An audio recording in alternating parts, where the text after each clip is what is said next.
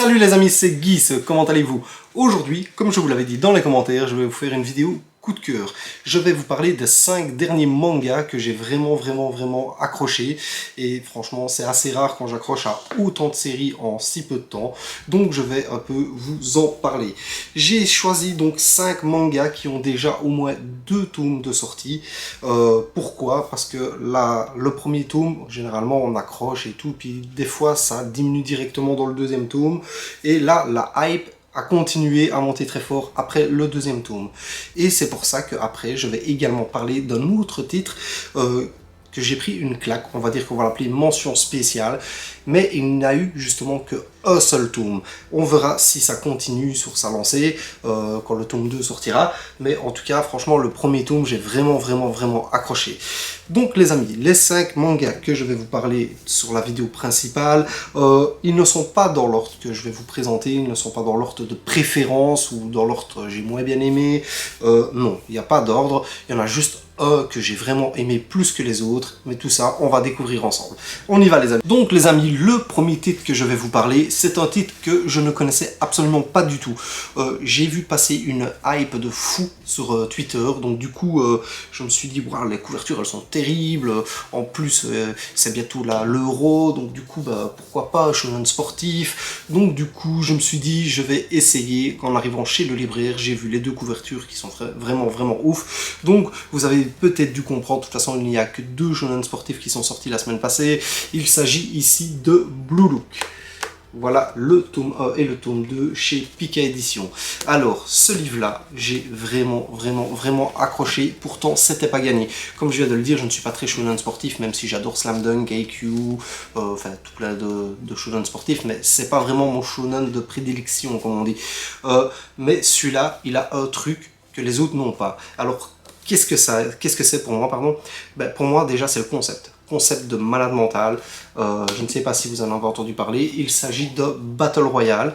Oui, vous avez bien entendu, un Battle Royale style Fortnite, où 300 attaquants du Japon, dans des lycées japonais, 300 attaquants vont être réunis dans un centre de formation appelé le Blue Look, une sorte de prison, comme on voit ici. Voilà. Et ces 300 attaquants-là vont devoir en rester plus que un. Pourquoi? Pour représenter le Japon à la prochaine Coupe du Monde.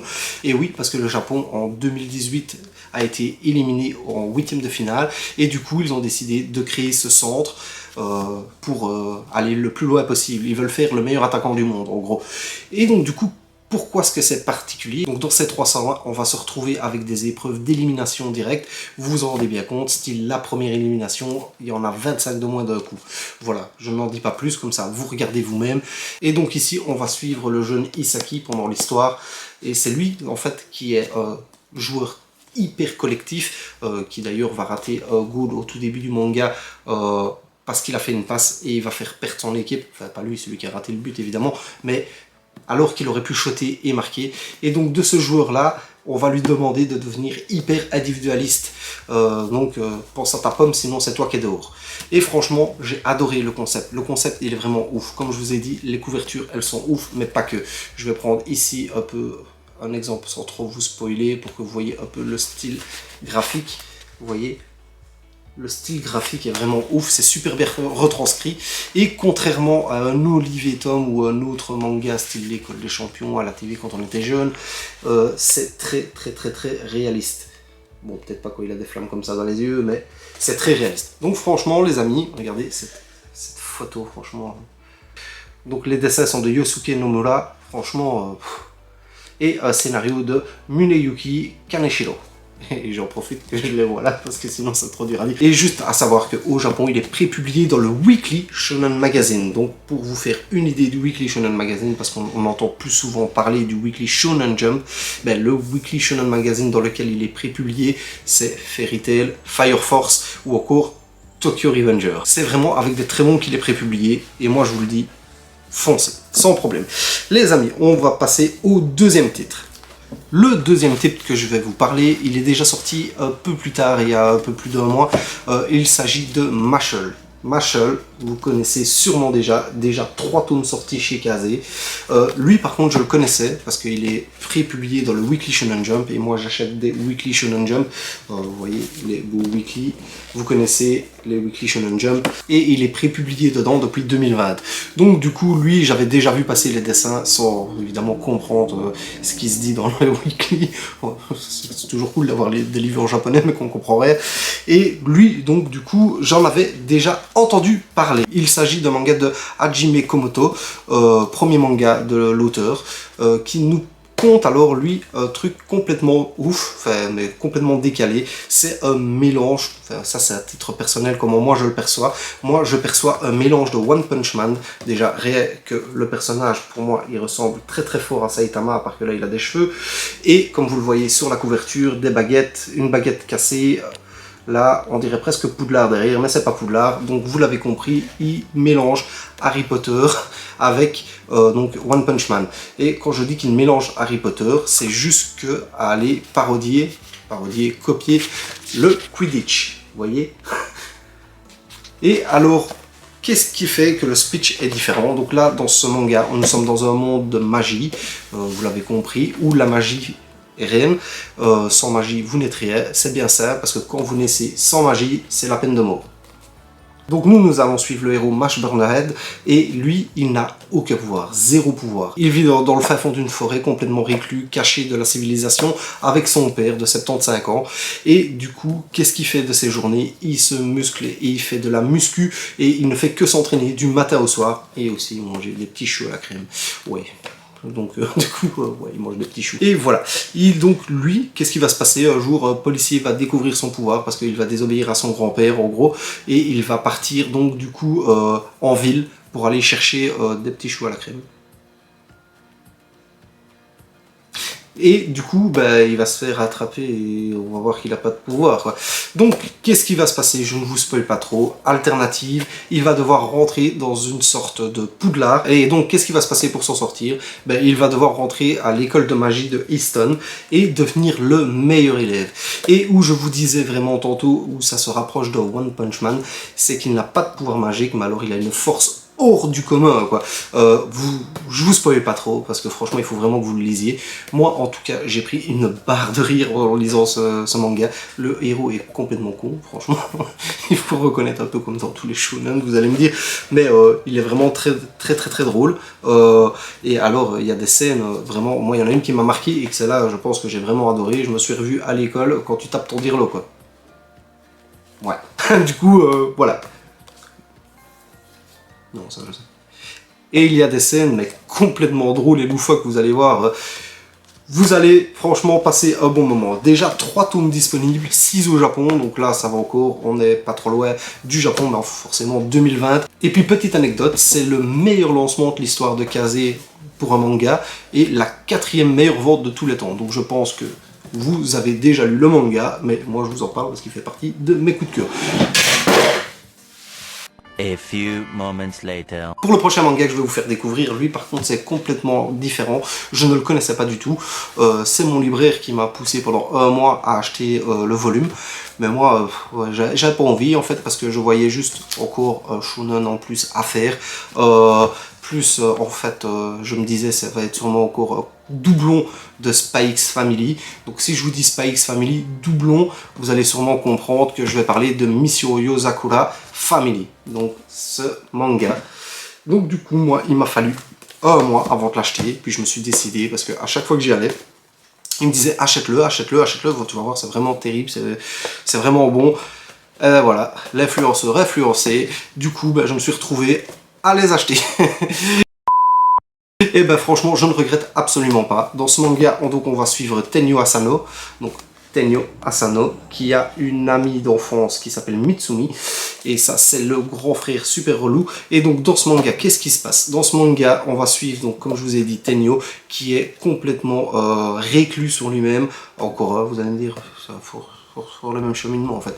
Et c'est un gars, en fait, il a le contact social qui frise le zéro suite au drame dans sa jeunesse, la perte de ses parents. Il a pris un choc émotionnel énorme et du coup, bah, il s'est refermé sur lui-même. Et pour vous dire, même ses camarades de classe, quand il lui parle, il vomit. Enfin, voilà, c'est à ce point-là. Mais pas Mitsumi. Mitsumi, c'est vraiment sa copine vraiment d'enfance, donc avec lui, elle, lui, le courant passe très bien. Et du coup, en fait, le frère va voir ça de très mauvais œil, et il est hyper jaloux, compulsif, et il va vouloir tuer, carrément tuer, donc notre ami Tenyo. Seule solution pour Tenyo, il va devoir se marier avec Mitsumi. Pourquoi? Parce qu'il va découvrir que en fait Mitsumi est l'héritière d'une famille d'espions, et vraiment d'une très grande famille d'espions, et vous allez voir, sa famille est complètement barrée. Je vais pas trop vous spoiler, mais c'est vraiment marrant, voilà, c'est marrant, vous allez rire. Et du coup, qu'est-ce qui se passe? Eh ben, il se marie pour éviter le châtiment, mais c'est là que donc les ennuis commencent. Pourquoi? Parce que lui, il a zéro formation d'espion, donc on va suivre dans le premier tome ici sa formation d'espion, et franchement c'est que du bonheur les amis, vous allez voir, vous allez passer un agréable moment. Et puis, donc un peu plus loin, donc dans le tome, qu'est-ce qui va se passer? On va voir les espions des familles concurrentes ou d'autres espions qui vont arriver, parce que le but des espions c'est de tuer l'héritière de la famille. Et notre ami Tenyo, donc justement, va devoir s'entraîner très dur pour pouvoir la protéger, protéger sa femme, protéger la fille qu'il aime et son ami d'enfance. Et c'est là vraiment tout le speech de départ. Déjà 2 tomes sortis, franchement vous allez kiffer, les dessins sont magnifiques. Rien que la couverture du tome 2, pour moi je trouve qu'elle est... mais le dessinateur a vraiment un coup de crayon de malade. Même à l'intérieur, je vais vous montrer, regardez, ça c'est un petit ex-libris qui était offert avec le tome 2. Je vais vous montrer un peu des dessins pour ne pas trop vous spoiler. Regardez, franchement, le dessin est vraiment oufissime, franchement... Donc les amis, moi je vous le conseille, ne faites pas comme moi parce que vous allez passer vraiment à côté d'un très bon manga. Donc n'hésitez pas à aller le découvrir. On va passer au 4e manga coup de cœur. Ici, il s'agit aussi d'un manga que je connaissais parce que j'en avais déjà énormément entendu parler, et surtout parce que j'avais vu beaucoup de figurines tourner autour de l'anime. Donc il s'agit de Kuma Kuma Beer, la nouveauté de chez Meian Édition.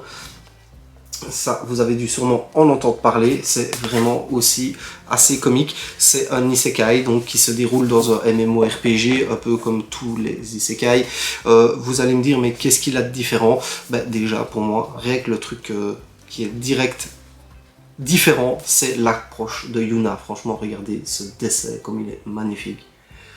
Franchement, ce dessin est magnifique. La couverture, elle est classe. Moi, je l'attendais parce que j'ai vu l'animé, et surtout, je l'attendais parce que j'ai des figurines qui arrivent de la licence chez Goodsma et compagnie. Donc, hop, voilà, je vous montre. Regardez.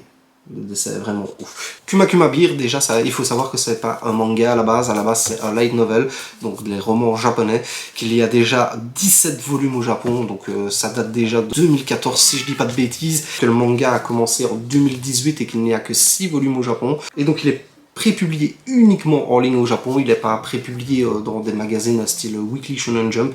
Il est écrit par Kuma Nano et il est illustré par 029. Ouais, bon. J'ai trouvé ça bizarre aussi, 029. Il a un drôle de nom, le petit garçon ou la petite madame 029, vous voyez, regardez ici, hop, la 029. Et puis de quoi ça parle? Alors donc, on va suivre Yuna, 15 ans, qui vit complètement récluse, encore une, avec un social 0, comme beaucoup d'autres shonen. En fait, je suis en train de me rendre compte en vous parlant que j'aime tous les mêmes shonen. Là, c'est un isekai, mais bon, c'est la même chose. Et donc, du coup, elle vit complètement récluse dans son monde, dans son appartement qu'elle loue grâce à l'argent qu'elle gagne avec le jeu vidéo. Elle a contact social 0, elle préfère jouer toute seule, elle ne va plus à l'école, elle est plus scolarisée. Et du coup, elle se retrouve un jour dans le MMORPG pour la récompenser de sa fidélité. Le MMORPG qui lui pose des questions et qui veut lui offrir un cadeau. Ils vont lui offrir la tenue d'ours que vous voyez ici, et ils vont lui poser plusieurs questions. En fait, avec les questions qu'elle va répondre, elle va se retrouver dans un nouveau monde qu'elle ne connaît pas. Elle aura perdu tous ses items, son niveau, elle recommence au niveau 1, et surtout elle n'arrive pas à se déconnecter du jeu. Et là, elle va faire la rencontre de différents personnages, surtout qu'elle va attirer beaucoup l'attention avec son super accoutrement d'ours, mais qui surtout lui confère une puissance phénoménale, des invocations, des familiers, tout est décuplé en fait avec avec sa tenue. J'ai passé vraiment un très bon moment en lisant les 2 premiers volumes. Je vous laisse le découvrir. Par contre, si vous voulez vraiment regarder l'anime et que vous kiffez l'univers, je vous conseille, il est sur Wakanim. Et donc les amis, là on va passer au tout dernier manga que j'ai vraiment eu un énorme coup de cœur. Franchement celui-là, je m'y attendais pas, j'ai pris une gifle comme ça. Voilà, ça arrive de temps en temps de prendre des grosses gifles comme ça. La dernière que j'avais prise c'était pour Spy X Family et pour Demon Slayer. Et franchement ce manga là, et ouais il y avait Kingdom aussi, putain, Kingdom ça c'était une méta claque. Et donc dans ce manga là, c'est quoi? C'est Awashi, j'espère que je le dis bien, Awashi. Parce que moi j'ai un peu du mal avec les prononciations. Vous avez dû en entendre énormément parler parce qu'il s'agit du tout premier manga avec le mandala de feu de chez Mangetsu. Mangetsu qui est la nouvelle branche de Brangalone, donc qui fait aussi iComics, donc si vous lisez un peu les comics. Et il s'agit de shonen sportif. Alors ce manga là, pourquoi est-ce qu'il met une claque? Déjà les couvertures pour moi c'est magnifique. Les couvertures, moi je parle toujours des couvertures, je suis désolé mais c'est un peu comme une voiture, vous l'achetez à sa carrosserie, ben, un manga, vous l'achetez aussi à ses belles couvertures. Pourquoi est-ce qu'il met une claque? Parce que déjà, on en a beaucoup entendu parler aussi, énormément. Déjà, en écrivant ceci, 7 millions de ventes, on a déjà compris que on n'est pas face à un petit manga qui intéresse personne. Nous nous retrouvons donc face à un shonen sportif qui a gagné un énorme prix au Japon en 2019, donc le Manga Award, la 65e édition. Donc du coup là on commence tous à s'intéresser et puis il y a Mangetsu qui nous en parle comme fer de lance. Et puis alors l'effet communication et puis peut-être l'effet Euro 2020 aussi, on ne sait pas trop, ou Euro 2021, on ne sait pas trop comment on doit l'appeler. Et puis l'effet communication a fait tout le reste quoi. Donc moi je suis arrivé chez mon libraire direct, ils étaient déjà mis de côté. Et puis alors j'ai commencé à lire, ça a été le premier que j'ai lu des 5 nouvelles séries. Et quelle claque les amis, franchement, j'étais pas prêt. Franchement j'étais pas prêt, pourtant c'est qu'un shonen sportif, mais j'étais pas prêt. Donc on va suivre Ashito. Donc Ashito qui est le numéro 10 ici, le héros, qui est en 3e année de collège dans sa ville natale qui s'appelle Ehime, j'espère que je le dis bien, Ehime, qui vient d'une famille qui est très pauvre, enfin qui fait tout pour essayer de s'en sortir, et il suffit de voir les trous dans les chaussures par exemple qu'il a, mais je vais pas trop vous spoiler le manga, et puis pour s'en rendre compte, et puis alors il n'en dégage pas moins que ce petit garçon là, il est hyper talentueux, c'est déjà une star dans sa ville, franchement c'est un super bon gamin, et il est aussi très impulsif, il suffit de voir au début du manga où alors qu'il aurait pu gagner un match avec son équipe, et ben il a complètement perdu les pédales et il a mis au coup de boule à un adversaire pour des réflexions que je ne vais pas trop vous spoiler. Et donc du coup, ben, c'est le problème, il est talentueux mais il n'a pas de discipline, il n'a pas de fil conducteur pour l'aiguiller. À ce moment-là, il y avait un recruteur qui était là, donc Tatsuya Fukuda, qui est un ancien joueur de sélection nationale, donc de l'équipe du Japon, qui est également originaire de cette ville. Il se trouve que ce monsieur est le directeur des U18 du Tokyo Esperio FC, donc le Tokyo Esperio FC qui est le centre de formation de Tokyo, le plus grand centre de formation de Tokyo, et qui recherche des jeunes talents bruts. Et donc il va convier notre ami à venir faire passer les sélections pour voir s'il a vraiment du potentiel ou si c'était juste comme ça quoi, vous voyez, et si surtout il arriverait à se contenir face à des situations plus difficiles de ce qui va se passer dans ces tomes-ci. Et du coup, on va se retrouver avec les 2 premiers tomes à suivre ces sélections et nous laisser à la fin sous un cliffhanger où c'est vraiment pas très sympa, Mangetsu, de nous laisser comme ça. Je spoil pas, mais voilà quoi. C'est pas très sympa, même si on se doute tous de ce qui va se passer, c'est quand même pas très sympa. Vous aurez pu sortir les 3 tomes directement pour qu'on sache quoi, et partir. Alors à partir de ce moment là, donc pendant les 2 volumes, vous allez suivre Ashito qui va faire tout et qui va tout donner pour se qualifier, pour être peut-être l'une des seules personnes qui passera ces tests-là, parce qu'il y a 1 voire 0 personnes par année qui réussissent ces tests, et pourtant ils sont énormément et tous plus talentueux que lui. Donc je vous laisse découvrir ce manga parce que franchement c'est une pure pépite et vous devez vraiment l'avoir dans votre mangatech, même si vous êtes comme moi, pas trop fan de foot. Entre lui et Blue Lock, franchement c'est vraiment 2 très bons et 2 complémentaires mangas, parce que est plus sérieux dans le sens où il est très adulte, c'est Blue Look, où il n'inculque pas les mêmes valeurs et les mêmes, comment est-ce qu'on dit, le même ressenti, parce que là dans ce manga là on va vous proposer le collectif comme tout shonen hein, d'ailleurs, hein. Tout shonen sportif c'est le collectif qui l'emporte.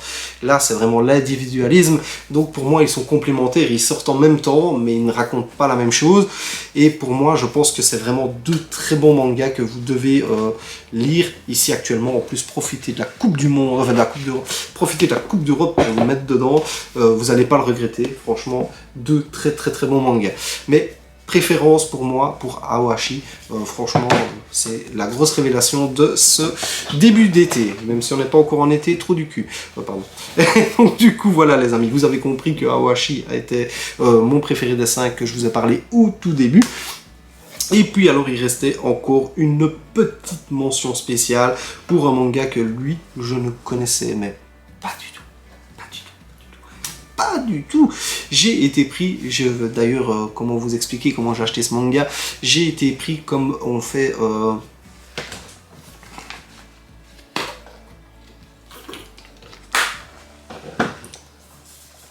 j'ai été pris, comment vous expliquer comment j'ai acheté ce manga, j'ai été pris comme un enfant de 6-7 ans, vous voyez, vous allez faire vos courses dans ce supermarché, et qu'est-ce que vous voyez aux caisses en premier? Ben, vous voyez des produits d'impulse, comme on appelle ça, donc c'est des chiclettes, des chics, c'est toujours des petits trucs pour les enfants, hop, oh maman je peux avoir un Kinder, hop. Vous voyez, ben, c'est pareil chez mon libraire, il n'y a rien sur son comptoir, et puis là, ben, il a mis un présentoir avec ce manga là, et franchement, cette couverture m'a complètement tapé à l'œil. Donc il s'agit de Bucket List of the Dead, Bucket List of the Dead, sans Bucket of the List, donc One Under, Bucket List of the Dead, je ne sais pas comment on doit vraiment le dire. Et franchement, ce manga, tuerie.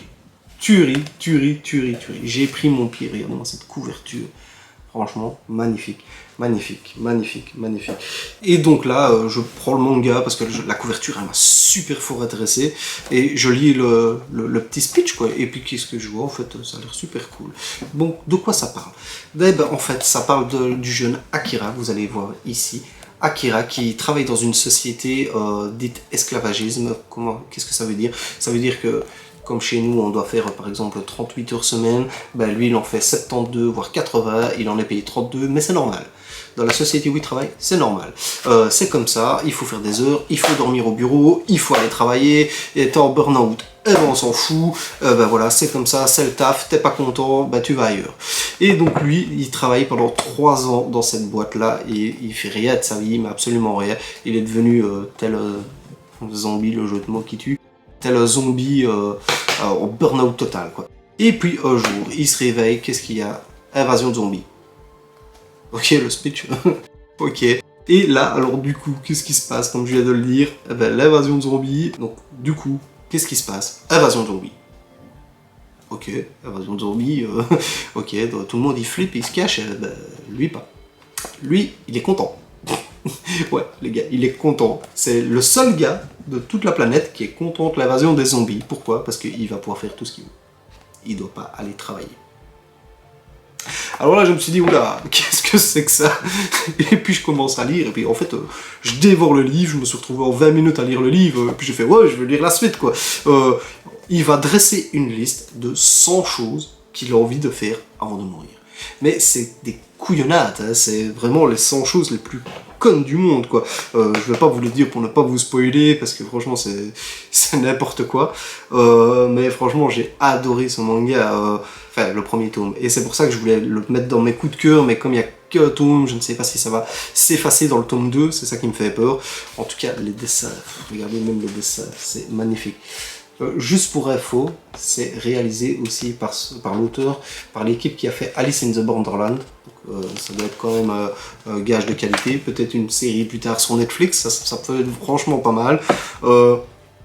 Et c'est ultra drôle en tout cas. Donc voilà, vous avez compris que ce manga, je vous le conseille aussi. Mention spéciale pour ce manga-là, qui est vraiment terrible.